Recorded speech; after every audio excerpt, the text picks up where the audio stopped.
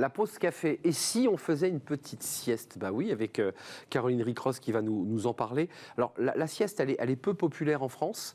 Et paradoxalement, les médecins, tous ceux qui travaillent sur ce sujet, disent qu'elle est essentielle pour notre récupération et pour notre bien-être.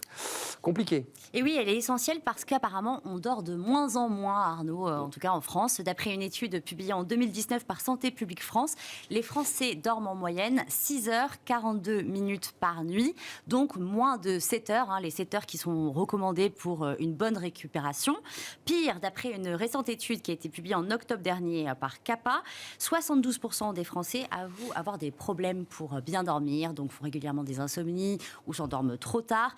Un manque de sommeil, forcément, qui a des conséquences au travail, puisque plus de 6 Français sur 10 avouent avoir du mal quand même à se concentrer toute la journée au travail.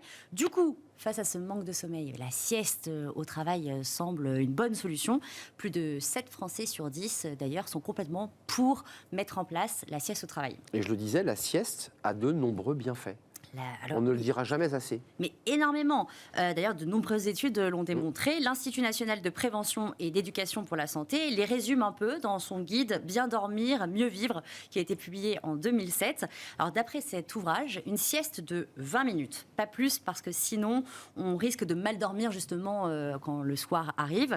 Ça réduirait les risques d'accidents de la circulation, mais aussi du travail. Ça améliorerait la mémoire, ça libérerait la créativité, ça baisserait le niveau de stress, ça rééquilibrerait le fonctionnement du système nerveux et ce serait également bon pour la digestion et pour le cœur. Bref, la sieste est vraiment un excellent moyen de rester en bonne santé. Comme, faut-il le rappeler, le faisaient nos anciens. Bah oui. Et pourtant, quand on parle de sieste au travail, c'est quand même assez mal vu par les managers. En tout cas, c'est très tabou en France, parce qu'en fait, c'est un peu le signe de flemmardise. Oui. Si on fait une sieste au travail, on n'est pas là pour dormir au travail. C'est un peu aussi la non-productivité. En fait, la sieste au travail semble être une pratique de plus en plus répandue, sauf en France. Assez étonnant d'ailleurs, c'est les plus grands amateurs de la sieste, ce sont les Chinois. Alors, le droit au repos est même inscrit dans leur constitution depuis 1948 et est désormais bien ancré dans leur culture. Alors, s'endormir apparemment à son bureau est signe de dévouement à l'entreprise, preuve que le salarié en fait a travaillé dur et qu'il se repose un tout petit peu pour être de nouveau performant 20 minutes après. Ils sont performants, oui. Voilà. Au Japon, se reposer quelques minutes pendant son travail est également très courant. Il existe même des boîtes à sieste. En fait, c'est des espèces de capsules en bois qui sont positionnées à la verticale. Et qui on la voit, Caroline. Tout à fait, qui permettent de profiter. Donc vous êtes debout quand même. On dort debout, hein.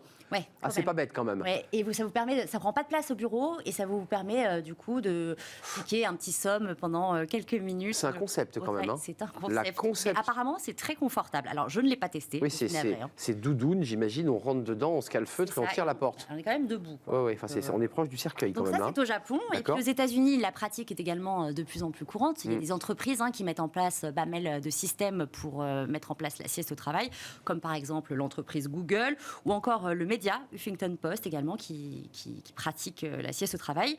Une pratique donc intelligente. Et en France, on a un sondage de l'Institut national du sommeil qui révèle en fait qu'un Français sur 5 justement a tendance à piquer un petit somme au travail. Mais en tout cas, pour le moment, il n'y a pas véritablement de règles en France pour la sieste au travail. Est-ce que, alors ça c'est une question juridique, parce que c'est important de faire des points juridiques sur le Code du travail. Est-ce qu'on peut être licencié lorsqu'un salarié a fait une sieste? Eh bien oui, c'est possible. D'ailleurs, on a pas mal d'exemples, notamment en 2011, la Cour d'appel de Riom, qui a par exemple confirmé la légitimité d'un licenciement pour faute grave d'un salarié employé sur un chantier. En fait, ce dernier avait été surpris en train de faire la sieste dans une voiture qui appartenait à l'entreprise et en dehors de sa pause, donc en dehors de la pause déjeuner ou de la pause. Bien sûr. Donc là, il a été licencié. Outre ce cas, une sieste non approuvée par la direction d'une entreprise peut également constituer un motif de licenciement. Mais en fait, l'employeur doit quand même être en mesure de prouver la date et puis la durée de la sieste et puis savoir si c'est dans le cadre de la pause légale. La pause légale, c'est quoi? C'est 20 minutes toutes les 6 heures. Donc par exemple, lors de votre pause déjeuner, ça normalement, vous ne pouvez pas être licencié. Aucun problème. Voilà. Normalement, vous avez le le droit. Mais bien sûr, il y a quand même des cas particuliers. Alors, je ne sais pas si vous vous rappelez de cette histoire de l'affaire Adama Cissé. Non.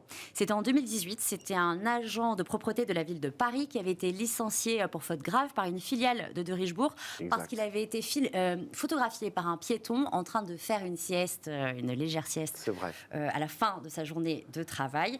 Et donc là, il avait été licencié. Pourquoi il avait été licencié? En fait, ce qui compliquait un peu l'affaire, c'était la tenue de travail qui était bien identifiable puisqu'il avait sa tenue. C'était dans sa tenue de travail, oui, exact. Et c'est la raison pour laquelle il a été licencié. L'affaire est toujours en cours. Ça veut dire que si c'était déshabillé au vestiaire pour faire sa sieste sur sa pause, il n'y aurait pas eu de problème. Normalement, il n'y aurait pas eu de problème. Donc, le mieux, peut-être, c'est de demander à votre direction si jamais la sieste est autorisée à votre... Voir si elle est dans le règlement intérieur. C'est ça, voir également si elle est dans le règlement intérieur, pour vous assurer que vous pouvez. Et en tout cas, donc, si pendant votre pause déjeuner, même si votre employeur n'accepte pas les pauses, vous pouvez très bien aller dans un bar à sieste.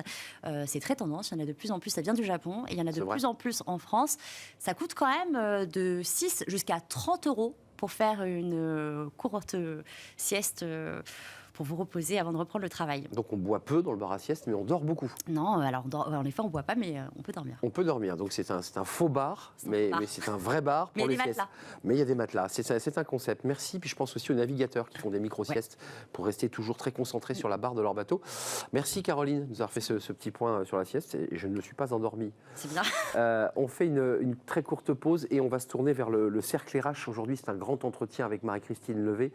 Elle a connu l'Internet 1.0, évidemment les grandes entreprises qui ont démarré Internet ici, puis aujourd'hui, elle dirige un fonds qui investit dans l'éducation et dans la formation. On va en parler avec elle et puis on va revenir évidemment sur son parcours, ses engagements et son combat sur finalement le travail de demain et l'hybridation de notre travail. On en parle avec elle, c'est le cercle RH, juste après la pause.